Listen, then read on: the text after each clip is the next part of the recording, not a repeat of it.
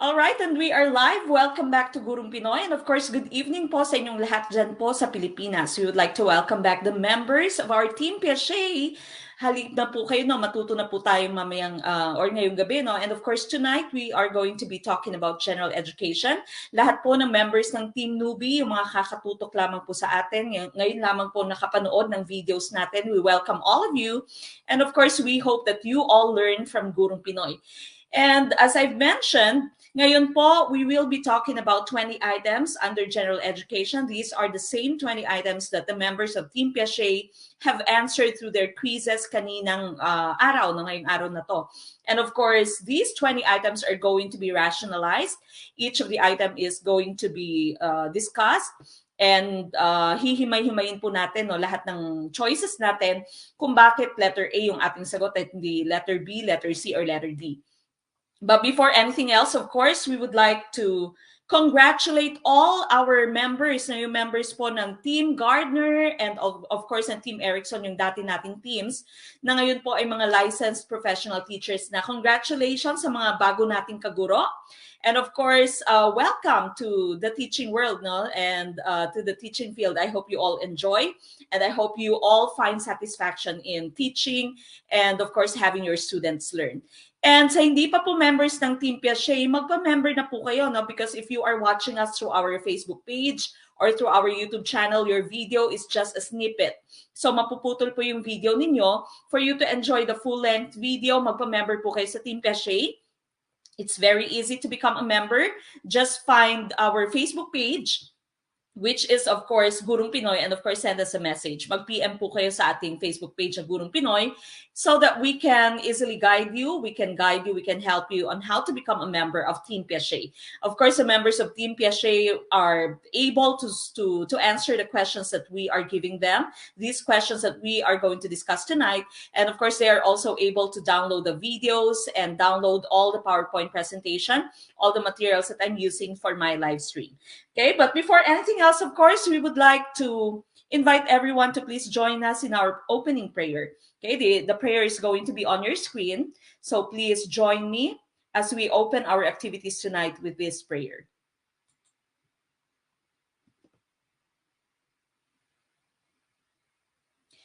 We thank you for this new day, Lord. Help us to embrace all that it may hold for us. To hear the bird song and have new melodies in our hearts. To see the sunrise and create beauty with our hands. To touch the leaves that grow afresh and allow your love to touch our hearts. To smell the fragrance of the flowers and breathe in the wonder of your creation. To dwell on the beauty of our world and study and fathom your miracles. To enjoy the conversations we have and the lessons we go to. May we drink in all the goodness you have for us. Amen.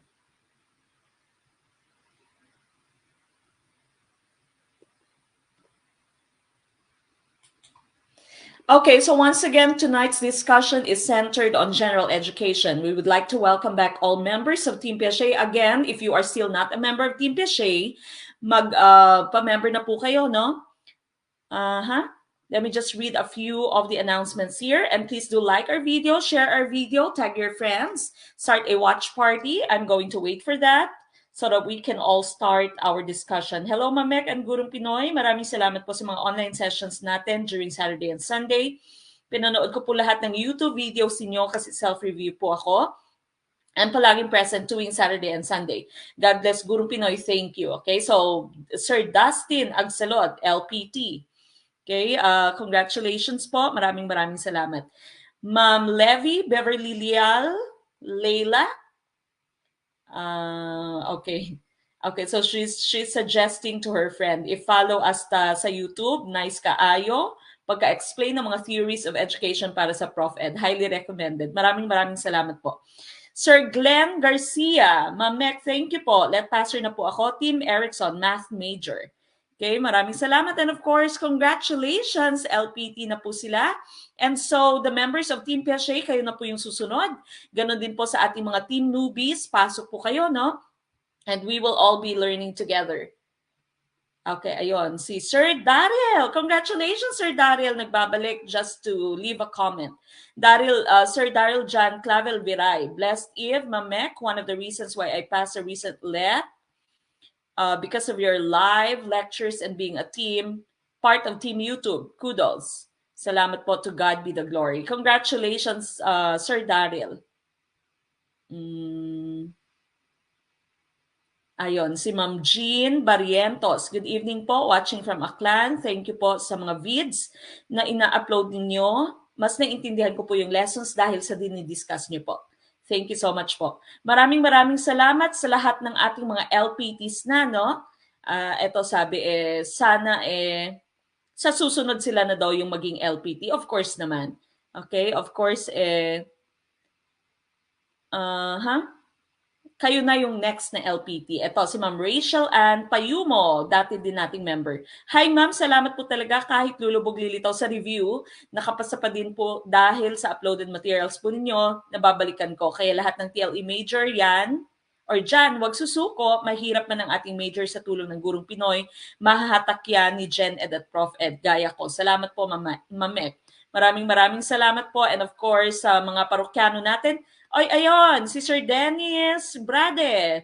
Parokyano nagbabalik. Hindi pa yata nakatake ng let si Sir, no? Sir Jomar Homat. Hello, ma'am. New po ako sa Gurong Pinoy. First time po ako nakapanood ng live talaga. Your videos are worth it po. Maraming salamat po. Okay, and then of course, we are going to be focused on general education today. Maraming salamat for all your positive comments, positive feedback, sa lahat ng mga nag-thank you, no, sa ating inbox. And again, congratulations. Okay, so again, if you'd want to be like, just like them, if you'd want to be the next LPTs, magpa-member na po kayo sa Gurong Pinoy. Be one of the members of our Team Piaget. Just send us a message to our Facebook page, which of course is also Gurong Pinoy. Okay, if you're ready, please do like this video, share this video, start a watch party, tag your friends. And we will start with question number 1 for GenEd. Number 1. Okay, so sana napi-play yung number 1. Okay, there you go. Ayusin ang mga salita buhat sa pinakamahina hanggang sa pinakamalakas na intensidad. You have number 1, humagulgol. Number 2, lumuha. Number 3, tumangis. Number 4, humihikbi. And you have the different choices at the bottom. Ano kaya yung pagkakasunod-sunod ng mga salita ayon sa intensidad? Okay, is it letter A, 3, 4, 1, 2, letter B, 2, 3, 4, 1, letter C, 2, 1, 3, 4, or letter D, 4, 3, 2, 1? Which one do you think is the correct choice? Sa ating mga first-timer, hello po, Sir Fed Baruman. Welcome. Sir Fed Baruman Valmoria. LPT na po ako. Effective po talaga si Ma'am Mek magturo ng Prof. Ed. That's coming from Ma'am Iris Aguilar. Congratulations po.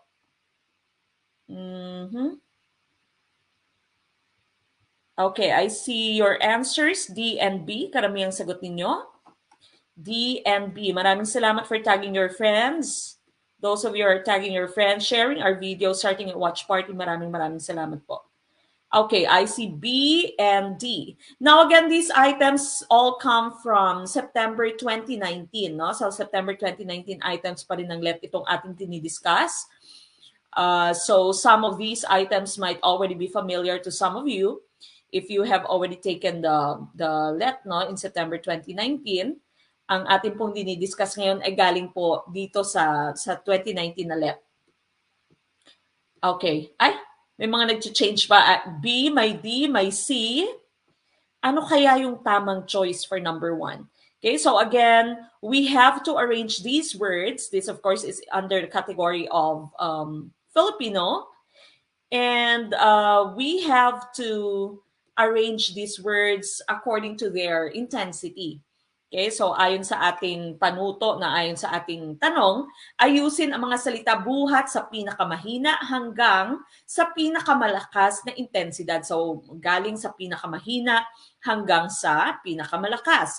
And the correct choice here for number 1 is letter B. Yung pinakamahina of course ay lumuha, no? So nag-drop lang yung tears niya, na lumuha lamang siya.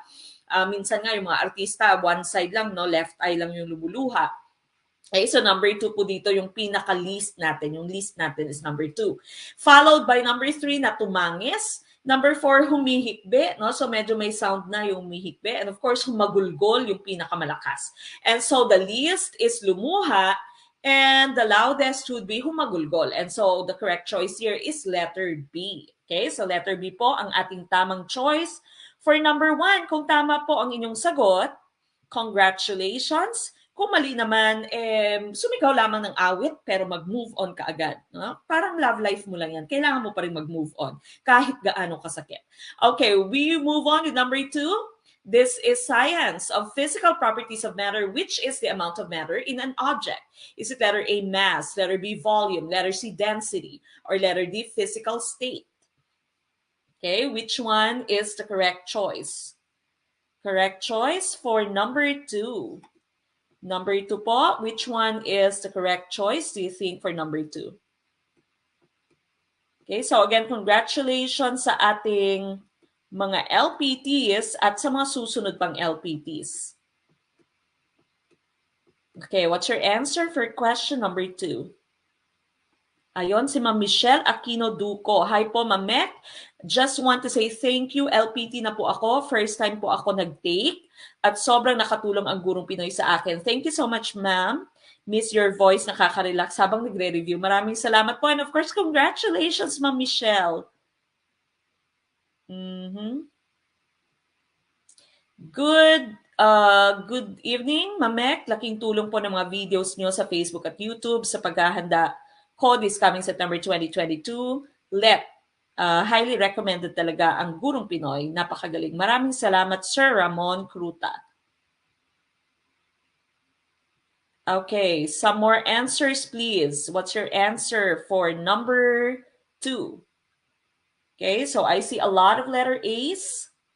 A lot of letter A's for number 2. Again, this is in the category of science of physical properties of matter, which is the amount of matter in an object. So your hint here are the terms amount of matter in an object. Okay, what is the term that we use for the amount of matter in an object? Is it letter A, mass, letter B, volume, letter C, density, or letter D, physical state? And of course, the correct choice here would be letter A, it's the mass. Okay, so the term that we are looking for is mass, and its definition is the amount of matter in an object. Now, let's take a look at the other choices that we have here. Sir Migs Orcales, maraming salamat po for sending your super sticker. Now, volume of course, this is the amount of space that an object can occupy. Okay, so amount of space that an object can occupy, you'd call that volume. You remember when you were in high school, maybe even in college, when you say matter, it is anything that occupies space and has mass. Okay, so yun yung dalawang pinaka-importanting properties na matter, no? Meron siyang mass at meron siyang nakaka-occupy siya ng space. And so the amount of space that matter is occupied, that is the term that we use, no? Volume yung hinahanap natin pag ganun yung question. The amount of space that matter occupies is volume. Now, what about density? Density is solved using the formula mass divided by volume. Okay, so for you to get the density of matter, you have to divide mass by the volume. Ma'am Joy Direct, maraming salamat for your super sticker. Isa pa sa ating LPTs. Maraming salamat po sa mga nagbabalik, no? At nagbibigay ng tulong sa Gurong Pinoy. Maraming salamat po. And the last one here, physical state, you have the different physical states of matter. It can be solid, liquid, gas. Yan yung 3 common physical states natin. Of course, we also have the 2 other physical states, no? Yung plasma, hindi masyadong dinidiscuss sa school, plasma, and the Bose-Einstein condensate. Okay, so 5 po lahat ng physical states of matter. So solid, liquid, gas, then you have plasma, then you have the Bose-Einstein condensate. But for this question here, we are looking for the amount of matter, and the term that we are looking for is the mass. Okay, so volume po ay the amount of space that matter occupies. Density is mass divided by volume. Okay, so again, the correct choice here is letter A. It is the mass. Now, idagdag ko lamang, no? Sometimes we'd say mass and weight, the terms mass and weight, and sometimes we use them alternately, no? So paiba-iba, akala natin magkaparehas lang yung mass and ang weight, no? But scientifically speaking, when you say mass and weight, they are actually two completely different concepts. So pag sinabi mong mass nga, it is the amount of matter in an object. Now pag sinabi mo namang weight, it is the gravitational pull that is done on the object. And so this is also a common question in the LET. May question din na, say your mass is 50 kilograms. The units of mass can be kilograms, grams, pwedeng pounds. Here in the US, they're using pounds. While for your weight, the unit that you're using is Newton. Okay, so Newton, which actually is equal to kilogram meter per second squared. Okay, maraming salamat, Sir Kennedy Flores. Thank you po. Now, mass po at weight ay magkaiba. Hindi po sila magkaparehas. Mass, again, is the amount of matter in an object, while weight is the gravitational pull done on an object. And so, pag may question sa LET nyo, no, yung question usually sa LET is, if your mass is 50 kilograms, your mass on Earth is 50 kilograms, what will be your mass on the moon? Okay? Now, yung mass nyo po sa moon, if you go to the moon or if you are taken to another planet, kunwari inabduct ka ng alien, dinala ka sa Mars, no? Yung mass nyo po ay hindi mag-change. Yung mass nyo ganun pa rin, no? The mass will not change. Your mass would still be 50 kilograms kasi wala namang maiiba sa katawan mo. Remember, mass is the amount of matter, but your weight will change. Yung weight mo po ay magbabago dahil yung weight kasi, you solve this by multiplying the mass by the gravitational pull. So on Earth, as you know, if you can remember, your gravitational pull on Earth is fixed at 9.8 meter per second squared. So imumultiply mo yung mass mo by 9.8 meter per second squared, and you will be able to get your weight. Now, if you are taken to the moon, iba naman yung gravitational pull sa moon, no? It is less than the gravitational pull on Earth. And so what happens is that your weight on the moon is going to be less than your weight on Earth. Okay? Pero yung mass mo would be the same. Yung mass mo po would be the same. Okay? So, magkaiba po yung mass and weight. If you see this in your left, dapat alam nyo na yung sagot. Your mass will not change, but your weight would change according to the gravitational pull on that planet or on the moon. If you are taken to another planet, mag-iiba yung weight nyo, but the mass would still be the same. But regardless, our answer for number 2 is the mass. Okay, so mass is what we are looking for. It is the amount of matter in an object. We move on with question number 3. Yung paborito nyo, math. A clothing rack at a retail store holds 45 t-shirts. If 60% of the shirts are white, how many t-shirts are colors other than white? Is it letter A, 16, letter B, 18, letter C, 22, or letter D, 27? Maraming salamat po to all our star senders, super chatters. Thank you so much for supporting Gurong Pinoy. Again, you can support us by sending us your stars while you are watching us live on Facebook, and of course, sending us your super chat, super stickers on YouTube. Maraming salamat po sa mga LPTs natin nagbabalik at nagbibigay ng kanilang stars and super chat. Thank you so much. Thank you po. Maraming salamat. Okay, what is your choice for number 3? This is math, no? Category of math.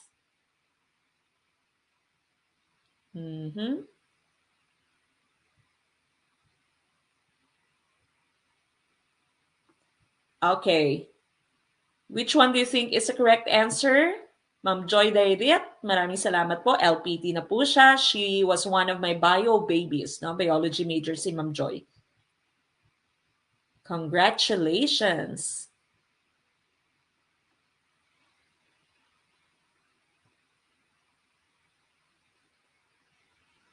Okay, I see letter B's. Letter B's. Letter B kaya yung tamang choice? Sir Dustin Agsalod, nakakamiss ang awit, move on. Okay, now remember in math, no? In math kasi, kanya-kanya tayong style. In math, you can solve the problem in several different ways. Depende sa'yo, no? Kung saan ka mas komportabling isolve yung problem. Especially if, kagaya ko, if I'm not a math major, and so sometimes I use logic, sometimes I use trial and error. Wala pong mali doon, no? Trial and error is one of the best methods of learning. Okay, so here, one way for you to solve this is kukunin mo yung 60% ng 45 and then you would subtract that to 45. Po pwede yun, no? Kasi alam mong yung 60% ng 45 is white. And so whatever is the answer that you have there, you would subtract that to 45, yun na yung magiging sagot mo. Or po pwede din naman, isubtract mo yung 60% from 100%. Yung 100% natin, yan na yung lahat ng t-shirt. Okay, so what I do, if you subtract 60% from 100%, 100% minus 60%, of course, that would give you the remaining percentage of 40. Okay, and so ito na lang yung hahanapin mo. Alam mo yung hinahanap mo ay 40% of 45. Kasi sabi dito, yung 60%, hindi mo na siya pakikialaman dahil yung 60% ng lahat ng t-shirt ay white. Yung hinahanap natin would be the other colors, okay? Yung other shirt, no? Different colors. And so we are actually looking for 40% of 45, okay? So 40% of 45 is blank. Now, remember, if you are going to solve this, you have to change your rate, no? Yung rate mo dito, isusulat mo siya as decimal. Okay, so that is just very easy to do. Aalisin mo lamang itong percentage sign niya, and you move the decimal point 2 times to the left. Now, you remember that of, yung salitang of in math is multiply. Okay, so multiply itong of nyo. Whenever you see of, no, sa math equation mo or in a mathematical sentence, ang of po is multiply. And is naman would be equal. Okay, so equal sign yung is. And so if you are going to write this as an equation, that would be 0.4 times 45 equals blank. Okay, so again, naging 0.4 siya dahil inalis natin tong percentage sign and we wrote this as a decimal. Okay, so by doing that, we move the decimal point from after 0, 2 times to the left, kaya meron tayong 0.4. Of here is multiplied. So that's multiply by 45 and is again is equal. Okay, so when you compute this, 0.4 times 45, your choice or the correct answer, no, the correct choice, your answer would be letter B, it's 18. Okay, so B po ang ating tamang choice. Congratulations sa mga nakakuha ng tamang sagot. And of course, yung na-miss ni Sir Dustin, no, awit pero move on sa mga mali naman yung sagot. At least hindi pa actual let. Ayun, sabi ni Sir Mark Taberaw. Awit. Okay? And so, 18 po yung ating tamang choice dito. Letter B for number 3. Yehey! Tumpak yung mga tama. Happy. All right, we move on with number 4, the capitalized noun in the sentence. In the hair of Noemi, the hibiscus glowed as red as wine. Is A, letter A, proper noun, letter B, common noun, letter C, collective noun, or letter D, abstract noun. Okay, which one is the correct choice? This is English. It's very easy. It's elementary English, no? Another hint that I can give you before you take the LET, pag meron po kayong mga kapatid or meron po kayong mga estudyante, meron kayong mga pamangkin at sinututor, lalong-lalo na ngayon, maraming modules, no? Basa po kayo ng mga elementary books, doon pa, elementary books, elementary modules, doon po marami silang kinukuha na items, ginagawa nilang items sa LET. So, basa-basa po, elementary, kahit high school, no, ng mga books, balikan nyo po yung lahat. Okay? In your free time, huwag munang manood ng teleserye or ng K-drama, especially if you will be taking the LET in January, konting panahon na lamang, no? And so, please prepare for your LET. Okay? And of course, once you reach your goal of becoming LPTs, ikaw din naman yung magre-reap ng lahat ng biyaya, no, galing from your effort of your preparation for the LET. Okay, which one do you think is the correct choice for number 4? The capitalized noun in the sentence, in the hair of Noemi, the hibiscus glowed as red as wine, is A. I see a lot of letter A's for number 4. Okay, there's a lot of letter A's for number 4. Marami pong letter A sa number 4. Now, we are looking for the noun here, which is hibiscus. Hibiscus actually is the genus name, no? Genus name siya ng gumamela. Okay, so yung scientific name mo for gumamela is Hibiscus rosasinensis. Okay, so hibiscus here is gumamela. In the hair of Noemi, the hibiscus glowed as red as wine. And what is hibiscus? What type of noun is hibiscus? The correct choice, of course, would be letter A. That's the proper noun. Okay, remember the difference between your common noun and a proper noun. Yung proper nouns mo, usually specific, no? It is specific. Like names of persons, yung names of places, names of flowers, no? Specific yung inyong proper noun. And most often, yung proper nouns mo, if we are talking about your countries and your people, this is going to be capitalized, no? So malaking titik, sa malaking titik siya nagsisimula. When you say common noun, on the other hand, common lang siya, hindi siya specific. So say, when your common noun is flower, your specific noun would be hibiscus, roses, cattleya, no? Sa mga plantitos natin, alam na alam nila yan. When you say collective noun, of course, this is a word, this is a noun that stands for the members of a group. Okay, so when you say school, like a school of fish, no? So collective noun siya. When you say family, for example, all the members of your clan, no? It's your family, collective noun siya. Bouquet, okay, so a group of flowers, no? So we call that bouquet. So those are some examples of your collective noun. Abstract noun, of course, that is the opposite of your concrete nouns. Your concrete nouns, of course, those are the nouns that you can see, you can feel, you can touch, you can taste, you can lick, no, you can hear. So those are concrete nouns. For example, when you say table, apple, your books, your iPad, those are concrete, konkreto na nahawakan mo, nakikita mo, nasismell mo. But when you say abstract nouns, these are usually just ideas. Hindi mo sila nakikita. So when you say pag-ibig, no, love, peace, hope, joy, harmony, okay, relationships, these are abstract nouns, But then again, the correct choice here would be letter A, proper noun, for number 4. We move on. Number 5, fill in the correct preposition. I thought the task was heavy for Samantha and blank. Is it letter A, us, letter B, I, letter C, me, or letter D, myself? Okay, which one do you think is the correct choice for number 5? This is English, very easy English. Again, gentle reminder for those of you who are watching us on our Facebook page or also on our YouTube channel, your video is a snippet. So yung video nyo po ay mapuputol for you to enjoy the full-length video, download our materials, download your PowerPoint presentation natin. Please be a member of Team Piaget. Mag-member po kayo sa Team Piaget, very easy. Just send us a message to our Facebook page.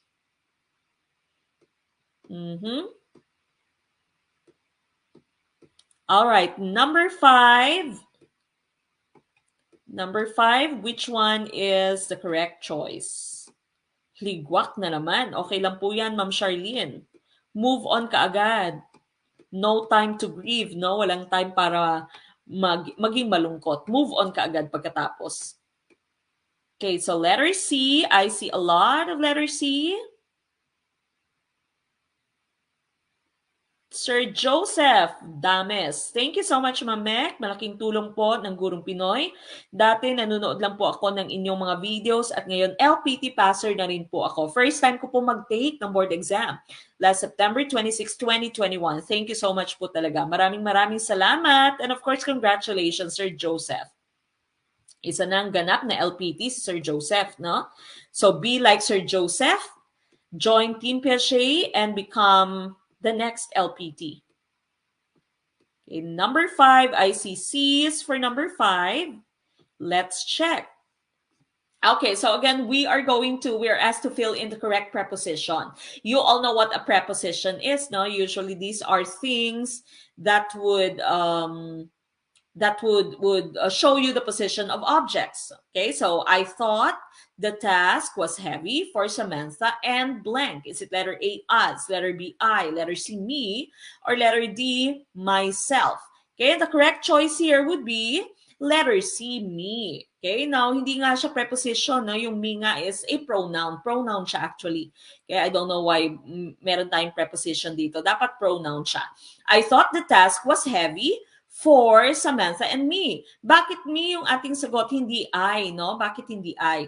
Yung I mo kasi is used as a nominative pronoun, no? So, pag sinabi mong nominative pronoun, ito yung mga pronouns na ginagawa mong subject ng inyong sentence. So, yung I mo usually would be found at the beginning of the sentence. So, when you say, I will go to work, I thought, no? So, you cannot use me thought here. You cannot say, me go to work, no? So, because yung I mo is your nominative pronoun. Siya yung subject ng inyong sentence.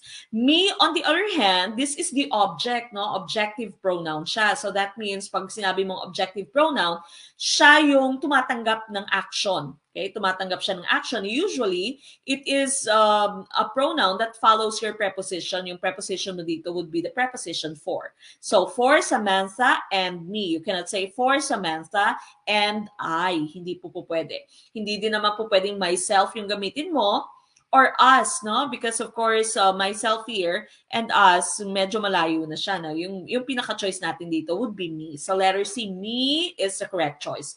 Now, what if your sentence is let's you and blank. Let's you and blank cook dinner. Let's you and blank cook dinner. What pronoun are you going to use? Is it me or I? Let's you and blank, for example, your statement mo, let's you and blank cook dinner. Okay, which one would be your choice? Is it me or I?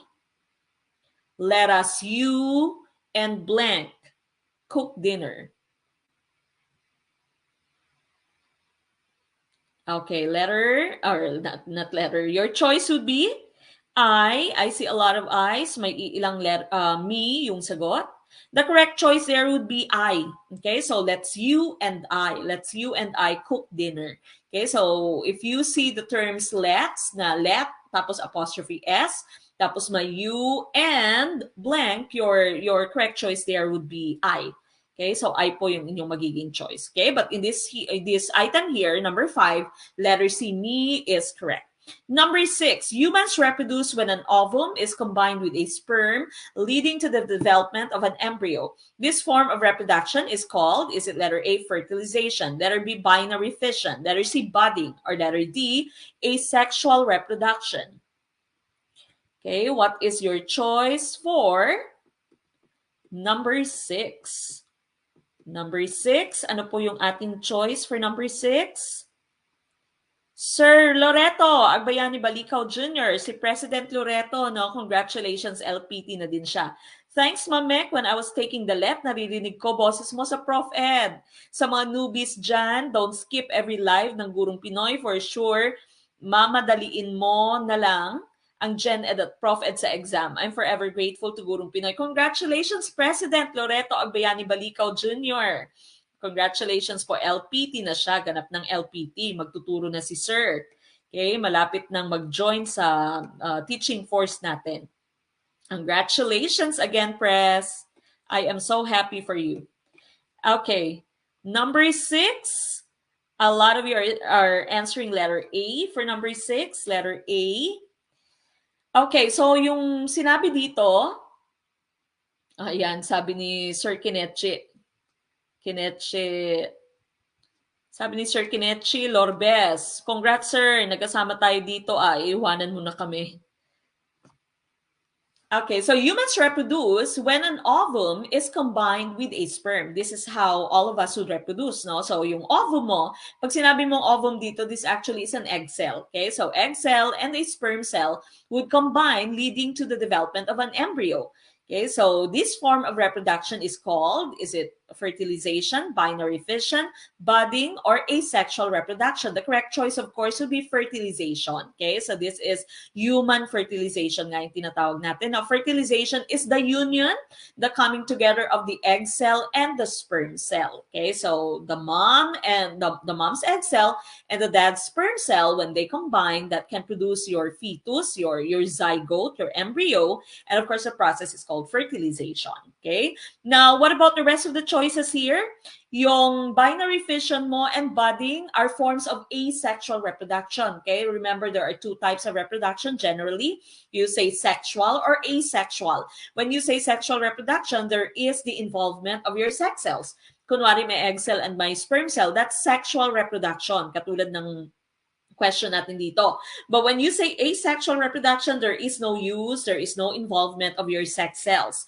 So yung B and D mo are examples of letter D. Examples sila ng letter D. No? Tingnan natin yung next slide natin. Binary fission would happen in your bacteria. So this is the type of reproduction, asexual reproduction, which happens in your bacteria.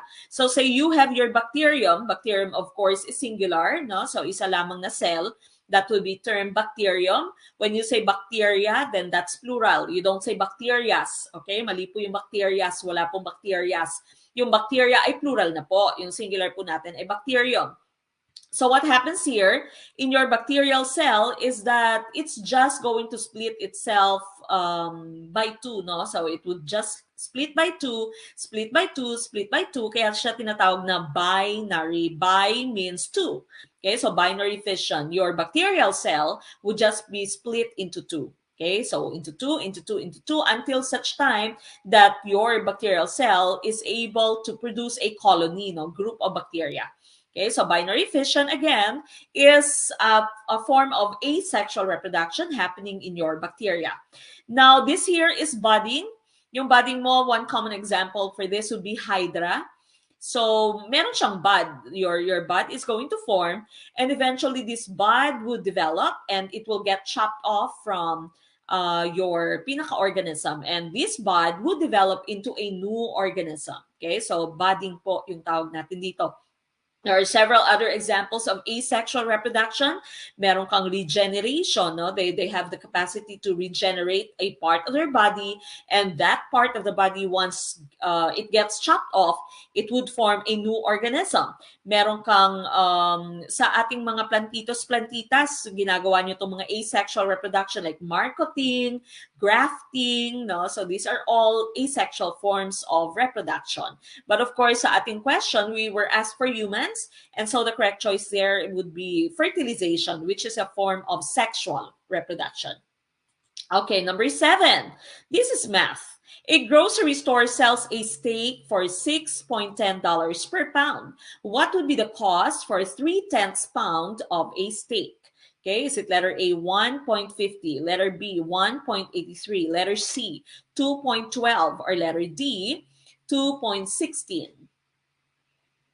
Okay, which one is your choice for number 7? Number 7 po, what is our answer? Number 7. Okay, letter B. I see a lot of letter Bs. President Loreto, maraming salamat for your stars. And again, congratulations. Okay, 7B. Sabi ni Sir Kinechi Lorbes, wow, iba talaga pag LPT, dami pa star. Siyempre, no? Daming biyaya kasi. So, dapat share your blessings. Sa lahat ng mga LPTs natin, sana, no? Beke naman, no? Share your blessings po. Tulungan niyo po, and of course, support niyo yung Gurong Pinoy pa rin. Okay, what's your answer for 7? This is math. Okay, letter B. I see a lot of letter Bs. Winner, no? Box office yung letter B. Okay, so letter B. Now, sabi dito, yung store mo sells steak at $6.10 per pound. Na ngayon, yung bibilhin mo ay 3/10 of a pound lamang. Now, again, as I mentioned, there are several ways for you to solve your problems in math. Okay, so if you try to use 3/10, Okay, 3/10 mo, no? Po pwedeng 6.10 times 3 divided by 10. When you multiply 6.10 by 3 here, your answer would be 18.3. And of course, if you divide this by 10, you simply move the decimal point one time to the left, and you are given, or you will get the answer of 1.83. Po pwede din namang diretso, i-divide mo na tong 3 mo, no? 3 divided by 10, whenever you are dividing by using the multiples of 10, no, you simply can move the decimal point according to the number of zeros that you have here. So in this case, in 3/10, meron kang isang zero. And so from 3, you just move the decimal point one time to the left, and you can divide 6.10 by 0.3, and your answer would just be the same. Okay, your answer would still be 1.83. Okay, or pwede mo din namang gamitin to, 6.10, you multiply it by 3, and whatever is the answer, you divide by 10. Again, dividing by 10, you simply move the decimal point one time to the left. Okay, so if you are dividing by multiples of 10, you move the decimal point to the left. If you are multiplying, you move the decimal point to the right. Kung ilang beses mong i-move would depend on the number of zeros that you have. So in this case here, isa lamang yung zero natin, 10 lamang. And so we move the decimal point to the left just once. Okay, so 1.83 is correct. Okay, next one. We go to number 8. Tess was happy after she bought 3 blank. Okay, you have the different choices there. Which one do you think is the correct choice for number 8? Okay, Sir Wilford Gairamara Sabelia. Thank you po talaga. Mamek, first take, passer here, social science major. I tried review centers pero hindi po talaga effective. Puro lang patawa at ang sikip pa ng venue. Thank God sa Guru Pinoy and to Mamek. Congratulations, Sir Wilford, isa ng LPT. Maraming salamat po. Again, maraming salamat and congratulations again sa ating mga LPTs na. No? Ayan, si Sir Dustin. Thank you, Guru Pinoy and Mamek, for the opportunity, sending my love, hugs, and kisses. God bless us all. Sir Dustin Escat Agsalod, RN LPT. Congratulations once again, Sir Dustin. So again, kayo na po, no, yung mga nanonood ngayon, yung mga sumasagot ngayon, kayo na po yung next na LPTs para matulungan namin kayo. Magpa-member na po kayo sa ating Team Piaget, no? So sa Team Piaget, once you become a member, you can answer the quizzes. Yung quizzes po natin ay pinopost in the morning. And then of course, at night, you can join us through our live stream, or you can also download the video and also download the PowerPoint presentation. So you actually do not have to take down any notes. No? Mada-download nyo po itong ating presentation if you are part of Team Piaget. Okay, so again, for those of you who are still not part of Team Piaget and you're watching us on our YouTube channel or maybe on our Facebook page right now, your video is a snippet. No? So mapuputol po yung inyong video. For you to enjoy the full-length video, magpa-member po kayo sa ating Team Piaget. Again, Team Piaget's membership is good until it is valid until September 2022. Okay, so for the entire year, no, until September 2022, ay valid po yung inyong membership. Tess was happy after she bought 3. Again, how to join? Mag-send po kayo ng message sa ating Facebook page. Ma'am Kim Prado Miano, kung saan po kayo nanonood ngayon, dyan po kayo mag-send ng inyong message later. Okay, a lot of you are answering letter D. Okay, letter D. Again, for those of you who are asking how to join, mag-send po kayo ng message mamaya. Kung saan po kayo nanonood ngayon, no? Mag-inbox po kayo, mag-PM po kayo sa ating Facebook page. Tess was happy after she bought 3. The correct choice, of course, would be pieces of antique furniture. Now, kung inyo pong napapansin, letter A mo dito, you have furnitures. Letter B, meron ka ding furnitures. And letter C, meron ka ding furnitures. But the correct choice here is letter D, pieces of antique furniture. You don't use letter S, no? Walang S dapat. Your furniture is an uncountable noun, no? It's a non-count noun. So dapat it should not be ending with S.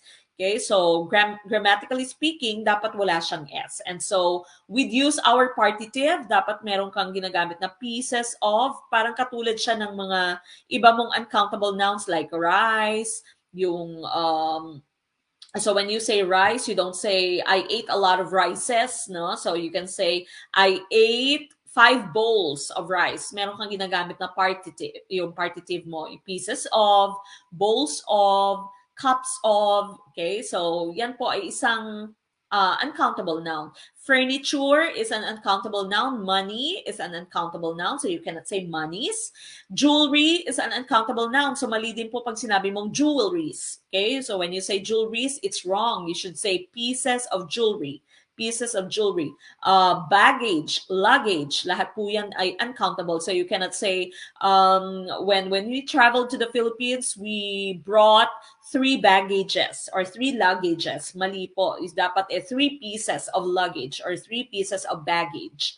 Okay? So these are uncountable nouns. The letter D is the correct choice here. Number 9, choose the word similar in meaning to the underlined word. She took out an amorphous mass from her bag.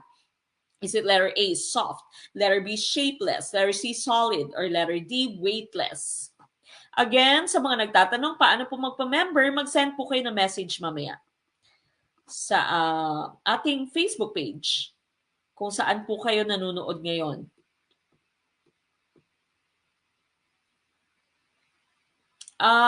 Sir Ralin or Ma'am Ralin, i-search nyo po sa Facebook ang Team Piaget. Makikita nyo po yan. Doon po kayo manood if you are a member.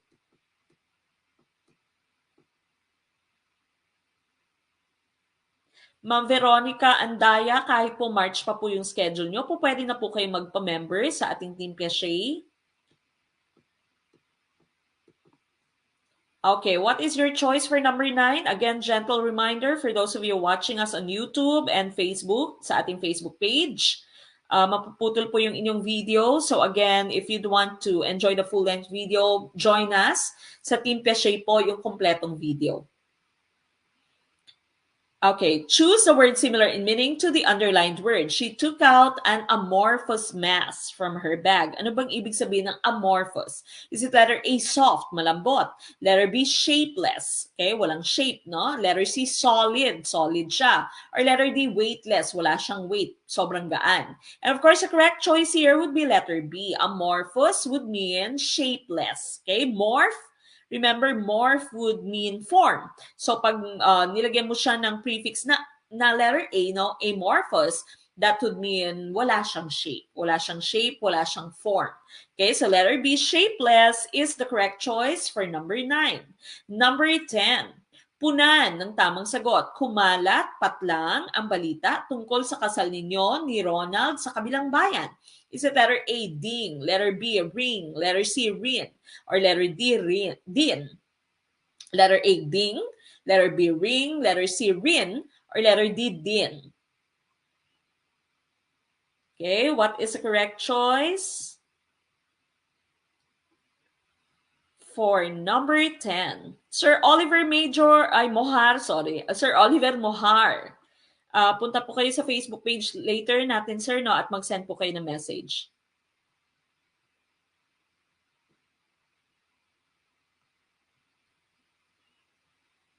Sir Diosdado B. Solaina. Maraming salamat po, LPT na si sir. Thank you. Sir Diosdado says, thank you for sharing your knowledge. Proud LPT here. Congratulations, Sir Diosdado. Okay, so to all members of Team Piaget, balik po kayo sa inyong group. Because of course, the snippet or the video on our Facebook page and YouTube channel is a snippet, no? So, mapuputol po yung video.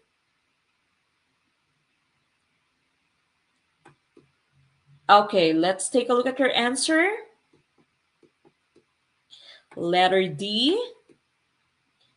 Karamihang choice nyo ay letter D.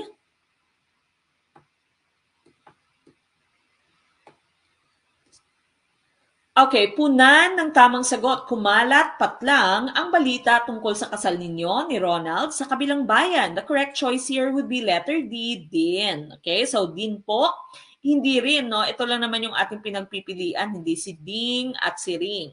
Okay, let's take a look at your next slide. Ang din at daw, those that start with letter D, ay ginagamit kung ang salitang sinusundan ay nagtatapos sa katinig. So that means katinig mo, these are your consonants. Okay, maliban sa W at Y, no? So maliban lamang pag nagtatapos siya sa W at Y. So masakit daw ang ulo ni Tess kaya hindi siya nakapasok sa klase. Magtatanghal din ng dula ang kagawaran ng Filipino. So again, daw at din, ginagamit siya kung ang sinusundang salita ay nagtatapos sa katinig or consonant. Kung nagtatapos naman sa W or Y, at sa patinig, no, yung patinig mo a, e, i, o, u, kailangan mong gamitin ang rin at raw. Okay? So rin at raw naman pag ganun yung inyong choice. So dito sa ating question kasi kumalat, no? It ends with letter T and so we use din. Okay? So kumalat din. Alright, we move on. Number 11, ang patlang ay tinuring ni Doña Chodora na bagay na pinakamahalagang natutunan ni Jose Rizal noon pa mang ito ay bata pa. What is your choice? For question number 11. Number 11, which one is our choice? Okay, number 11 po, anong inyong sagot?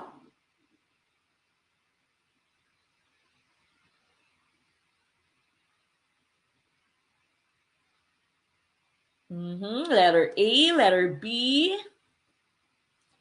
Karamihang sagot ninyo ay letter A. Again, galing po ito sa ating LET, September 2019.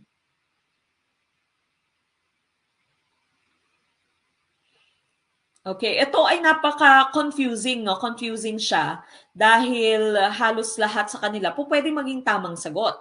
Okay, but the correct choice here, ang patlang ay itinuring ni Doña Chodora na bagay na pinakamahalagang natutunan ni Jose Rizal noon pa mang ito ay bata pa. The correct choice here is paniniwala sa Diyos. Okay? So letter A po, paniniwala sa Diyos yung ating tamang choice dito. Hindi po pagbasa ng mga aklat, hindi pagsulat ng mga salaysayin, although we know of course that Jose Rizal is a genius, no? He was a genius. And so, marunong siya magbasa kahit na siya ay sobrang bata pa. He was able to start to read prior to the rest of the kids, no? So mas mabilis siyang nakapagbasa. Pagsulat ng mga salaysayin, pagmamahal sa magulang at kapatid, the correct choice ay paniniwala sa Diyos. Ito talaga yung pinakauna.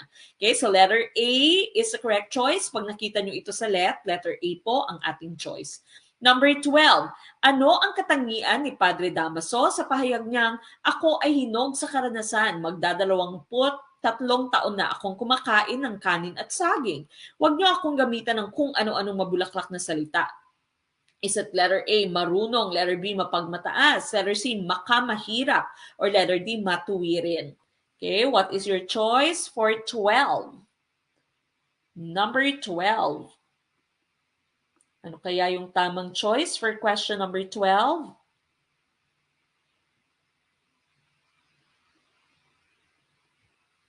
Okay, so this is Padre Damaso.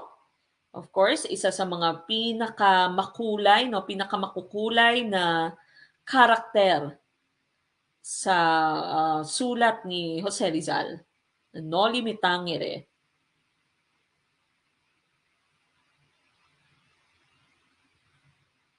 Okay, what's your choice? Letter B. I see a lot of letter B's. Okay, so sabi niya, ako ay hinog sa karanasan. That means I am experienced. No, marami na akong experience. Magdadalawamput-tatlong taon na akong kumakain ng kanin at saging. No? So 23 years na akong kumakain ng kanin at saging. Huwag niyo akong gamitan ng kung ano-anong mabulaklak na salita. Okay, so ibig sabihin, sinasabi lamang ni Padre Damaso dito na wag ako, no? Wag ako. Wag niyo akong subukan. Wag ako. Okay, and the correct choice here is letter B. Isa siyang mapagmataas na tao, no? Hindi niyo ako kaya, wag ako. Kasi malawak ng aking karanasan, no? Matagal na ako dito, wag niyo akong hindi gagana sa akin yung mabulaklak na salita niyo. Okay, so mapagmataas po yung ating hinahanap. Hindi po marunong, hindi makamahirap, hindi din naman matuwirin. Okay, we have no reason to believe na ito yung hinahanap natin, mapagmataas lamang, no? So sabi niya, wag ako. Okay, so number 12, letter B, is the correct choice. Number 13, this is math. Which of the following is not a multiple of 11? Letter A, 1,111. Letter B, 451. Letter C, 759. Or letter D, 221. Oh, yon. Tama yan, Ma'am Tin. Don't me, sabi niya. Okay, wag ako, don't me. Number 13, what is your choice for question number 13? Number 13 na po tayo, mga kapatid, kapamilya, kapuso, mga kaguro. Ano po ang inyong sagot? Okay, which one do you think is the correct choice for question number 13?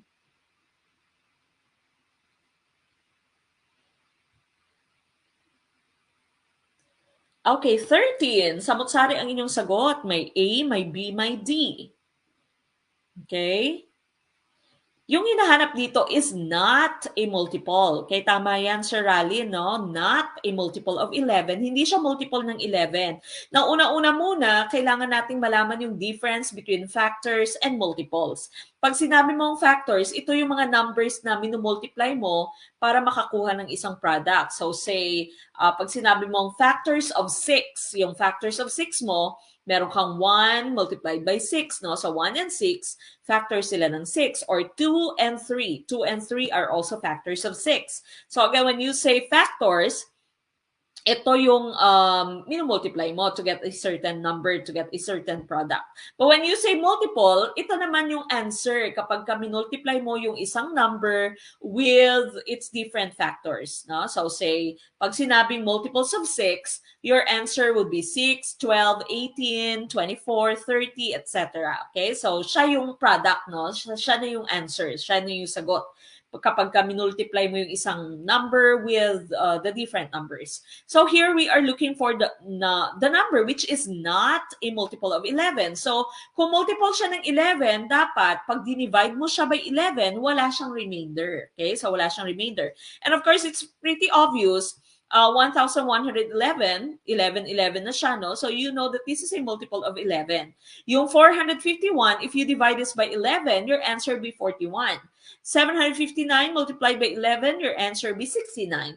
But when you divide 221 by 11, your answer will be 20.09. And so letter D is the correct choice. Okay, so letter D po dito yung ating choice. 221, it is not a multiple of 11 because it has a remainder. No, yung quotient niya is not a whole number, but it's got a remainder. And so that is our choice. Letter D is correct.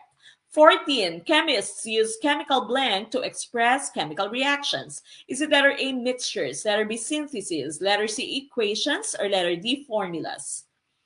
Okay, which one is the correct choice? Correct choice for number 14.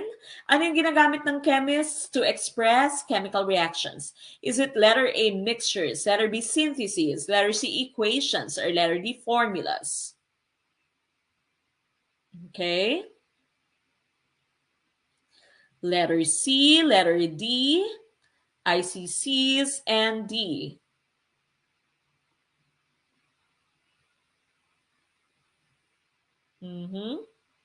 Which one do you think is the correct choice for number 14? Number 14 na po tayo, mga kaguro. Malapit na matapos ang discussion natin for tonight. C pala. Nag-change pa ng answer, Ma'am Jenna. Okay. Now, po pwedeng malito kayo dito, no? Po pwedeng C or D ang inyong maging choice. Okay, so C or D. Sabi ng question mo, chemists use chemical blank to express chemical reactions. Yung hint mo dito would be the term chemical reaction, meaning reaction siya talaga, hindi siya chemical element lamang or hindi siya chemical substance. Pag sinabi mong formula, if your chemists are using chemical formula, po pwede siyang chemical substance lamang or substance lamang or mixtures lamang yung kanyang pinag-uusapan. Pero sabi kasi dito, to express chemical reaction, and so your answer should be the chemical equation. Okay, so chemical equation po ang ating tamang choice, no? So, remember your chemical equation, meron siyang reactant, tapos meron kang arrow, at meron kang product, no? So, chemical reaction, your chemical reactions are expressed or are represented by chemical equations. So, letter C is correct. Letter C. Letter C po ang tamang choice. 15. Scientists are always ready to change or reject a hypothesis because scientists do not consider the ideas to be blank facts. Is it letter A, tentative, letter B, relative, letter C, absolute, or letter D, transitional? Ligwak, ganun. Okay, okay lang yan, Ma'am Mary at Ma'am Kaalda, no? Okay lang yan, di pa naman let. Marami pa tayong chance na magbago and of course, marami pa tayong chance na tumama sa actual let. Okay, number 15. What is your choice? All right, I see a lot of letter C's for number 15. Scientists are always ready to change or reject a hypothesis because scientists do not consider the ideas to be blank facts. Bakit sila ready i-change or i-reject ang isang hypothesis? Because of course, they do not believe that these are absolute facts. Hypothesis pa lang naman kasi, no? When you say hypothesis, remember, this is just an educated guess. Okay? So, these ideas are still not absolute. Remember, pag sinabi mong absolute, tamang-tama na, no? It is already the exact truth. Okay? So, they do not consider the ideas to be absolute.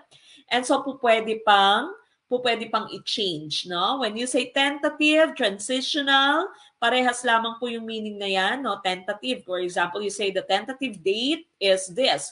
Hindi pa siya fixed. Transitional, no? So, meron ka pang changes. Transition lamang siya. Hindi pa siya yung final destination, for example. Relative, that means, pag sinabi mo namang relative, it depends on the person looking at it. Okay? So, relative pa, iba-iba siya. Okay, so letter C, absolute po yung ating hinahanap. Number 16, this decree was implemented by the new regulations promulgated by the Council of State of February 3, 1885, and it increased the minimum age of the polistas from 16 to 18 and reduced the days of labor from 40 to 15. It also included male Spanish residents as polistas. Is this letter A? Royal Decree, June 14, 1885. Letter B, Royal Decree, March 31, 1881. Or letter C, Royal Decree, July 12, 1883. Letter D, Royal Decree, July 6, 1883. Ito mahirap, no? If you are not soc-sci major, maaring hindi mo siya alam, no? Because this is very specific. Okay, it's asking for a specific royal decree. Okay, I see a lot of letter A's in our answer. Let's take a look at the correct choice. The correct choice here is letter C, Royal Decree of July 12, 1883. Ayan, sabi ni Facebook user, kasi birth date ko. Okay, so July 12, 1883. Let's take a look at your slide. Okay, so 1822 pa nga siya dapat, hindi siya 1883. A royal decree is a law, legal rule having the force of a law in the Spanish legal system. Okay, so yung hinahanap po natin is letter C, hindi po letter A. Okay, so letter C po ang ating tamang choice, but we have to change the year, no? Hindi po siya 1883, mali din yung kanilang choices. Okay, so letter C is the correct choice, July 12, 1822. So this here changed the system of polo y servicio, which of course is forced labor during the time of the Spanish. Okay, so letter C po yung ating hinahanap. I-change na lamang po yung ating date later. No? Just change the date because you can also, you can just download this later. All right, we move on with number 17. One of the shining stars of the Filipino clergy who bewailed the Spanish misconception that a man's merit depended on his appearance and complained of the lack of opportunities for educated young Filipinos to rise in service of God and country. Is this Father Mariano Gomez? Letter B, Father Jose Burgos. Letter C, Father Jacinto Zamora. Or letter D, Father Mariano Zamora. Okay, which one is your choice? Aba, sa Facebook user, nangunguna, sure na sure, B, Burgos. Hindi ko po nakikita yung name nyo. Hindi kayo nag-register, no? Once we post yung live natin through StreamYard, i-click nyo po yung link ng StreamYard tapos mag-register po kayo. Number 17. Of course, you can easily just eliminate si Jacinto Zamora. Hindi naman siya pare, no? So, Father Jacinto Zamora dito. And then you have Gomburza. But which one are we looking for? Yung nagsabing yung merit ng isang tao hindi depende sa kanyang appearance. At siya din yung nag-complain na walang opportunities for educated young Filipinos to rise in service of God and country. And the correct choice here is letter B, Father Jose Burgos. Okay, tingnan natin yung ating slide. The general demand for reform at the time had its religious as well as its political aspects.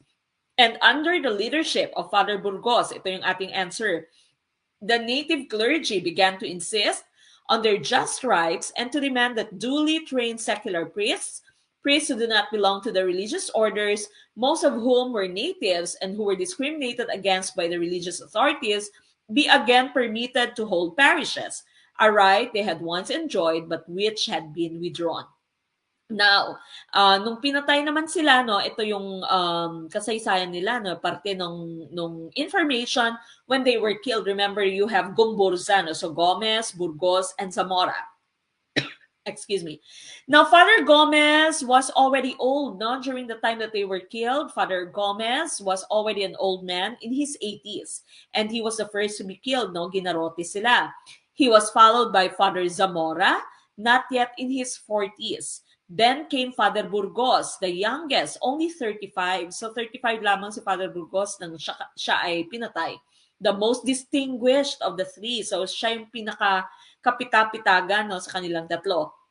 As his guilt was considered the gravest, he was executed last. Okay, so para sa mga Spanish, siya yung may pinakamalaking kasalanan. Kasi nga nag-i-insist itong si Father Burgos na may rights sila, ganito, dapat nire-respeto yung rights nila. In his prison cell in Fort Santiago, shortly before his execution, bago siya pinatay, he wrote the following, translated from Spanish, to the youth of the land. Get educated, sabi ni Father Burgos. Use the schools of our country for as much as they can give. Learn from our older men what they know, then go abroad. If you can do no better, study in Spain, but preferably study in freer countries. Read what foreigners have written about the Philippines, for their writings have not been censored. See in the museums of other lands what the ancient Filipinos really were. Be a Filipino always, but an educated Filipino. Heretofore, we have had thinkers among us, but their thoughts have died with them. Okay, so meron kasing marurunong na Pilipino, pero namatay lamang yung mga ideas nila with them, no? They were not free to express themselves. Such progress as has been made has been individual and not of the country. I have tried to pass on to you what I received from my teachers. Do you now do the same for those who come after you? Okay, so sabi ni Father Burgos, it's very important that we pass on what we have learned to future generations. And of course, he said, you have to study. You have to be educated Filipinos. Okay, so that's Father Burgos, letter B. We move on with number 18. This is what the Filipinos jealously dubbed their pale complexion detractors in retaliation with them. Is it letter A, puset, letter B, alimasag, letter C, bangos, or letter D, sibuyas? Okay, so lumabas ito ng 2019, no? Last September 2019, at maraming naloka sa tanong na ito.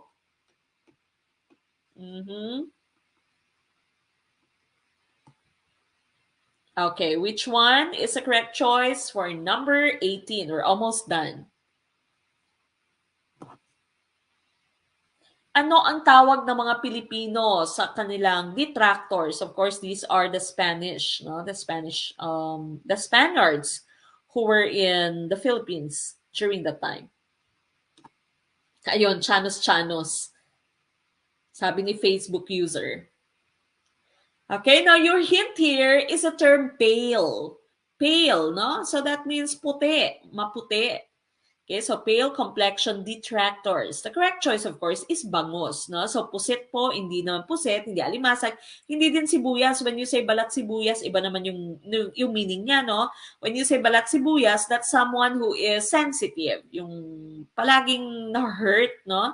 Palagi siyang sensitive. Balat sibuyas. Puset yung tawag namin dito sa mga maiitim ay puset. No? So iba, baliktad siya. Maputi kasi yung hinahanap. Hindi din naman alimasag.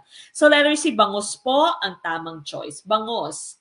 Okay, number 19, a Spanish economist and diplomat who wrote in 1843 about the denial of the Spanish officials of the human rights of the Filipinos, which the officials benefit themselves. Okay, so sino yung Spanish and economist and diplomat na nagsulat about sa ginagawa ng mga Spanish officials na paglapastangan sa human rights ng mga Filipinos?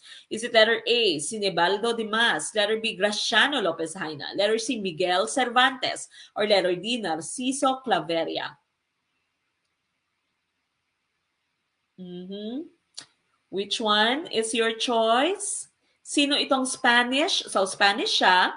He was an economist and a diplomat, and he wrote that the Spanish officials are not giving the Filipinos their human rights. Okay, the Spanish officials are benefiting. Okay, benefiting for themselves lamang.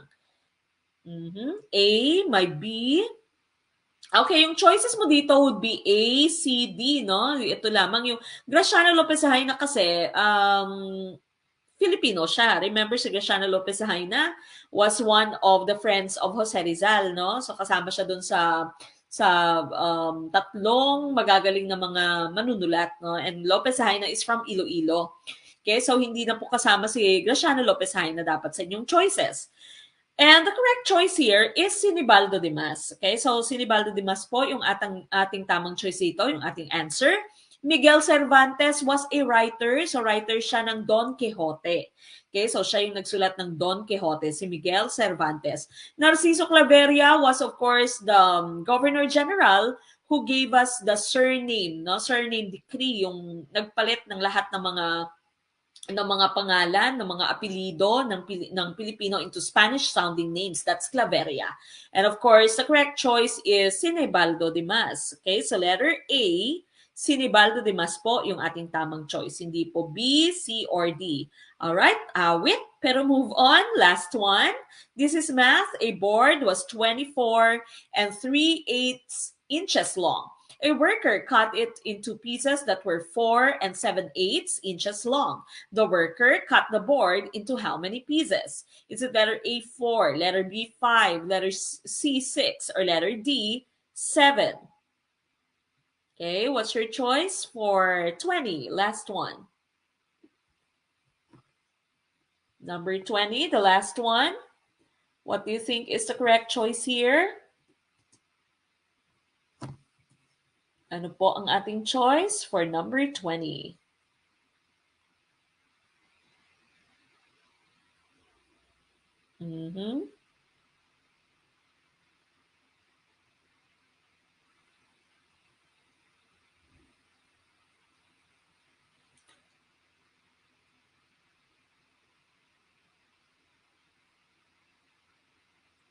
Okay, number 20, last item for tonight. I see a lot of letter B's. Okay, letter B nga ba ang ating tamang choice?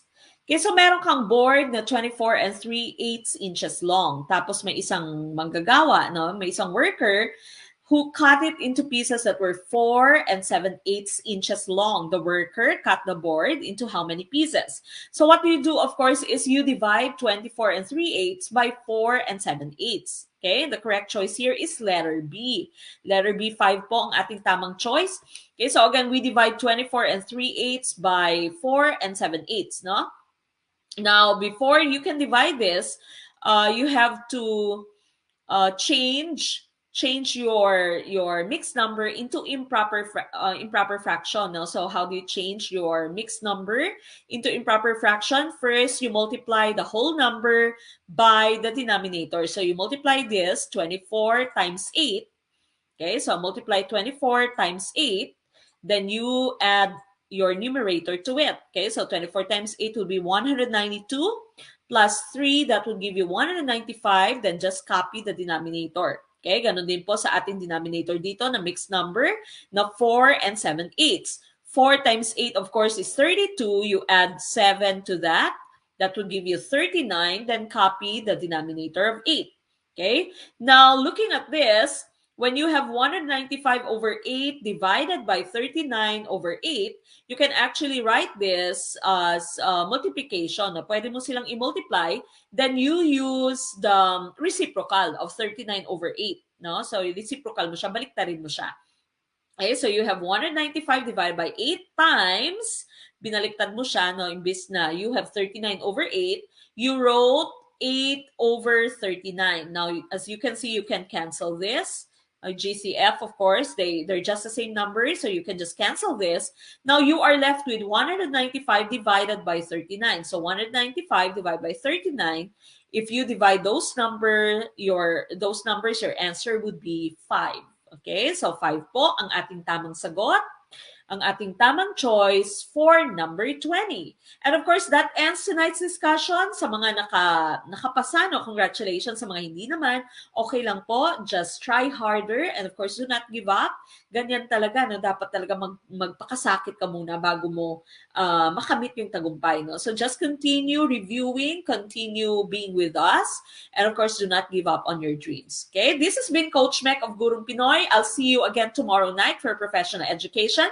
And of course, I leave you the saying, maliit man na butil ng mga kaalaman, ang dulo nito ay malaking kaginawaan. Maraming salamat. Good night!